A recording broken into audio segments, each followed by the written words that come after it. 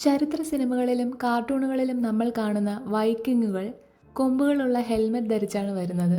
എന്നാൽ വൈക്കിങ്ങുകൾ ഒരിക്കലും കൊമ്പുകളുള്ള ഹെൽമെറ്റ് ധരിച്ചിരുന്നില്ല എന്നതാണ് ചരിത്രപരമായ സത്യം. ഇതൊരു കെട്ടുകഥ മാത്രമാണ്. പുരാവസ്തു ഗവേഷണങ്ങളിൽ കണ്ടെത്തിയ യഥാർത്ഥ വൈക്കിംഗ് ഹെൽമെറ്റുകൾ ലളിതവും വട്ടത്തിലുള്ളതുമായിരുന്നു. സാധാരണയായി ലോഹം കൊണ്ടുള്ള ഇവ തലയെ സംരക്ഷിക്കാൻ മാത്രം രൂപകൽപ്പന ചെയ്തവയാണ്. യുദ്ധത്തിൻ്റെ ചൂടിൽ കൊമ്പുകളുള്ള ഹെൽമറ്റുകൾ പ്രായോഗികമായി ഉപയോഗശൂന്യമാകുമായിരുന്നു. കാരണം അവ എതിരാളിക്ക് എളുപ്പത്തിൽ പിടിക്കാൻ അവസരം നൽകും. അപ്പോൾ ഈ മിഥ്യ എവിടെ നിന്ന് വന്നു?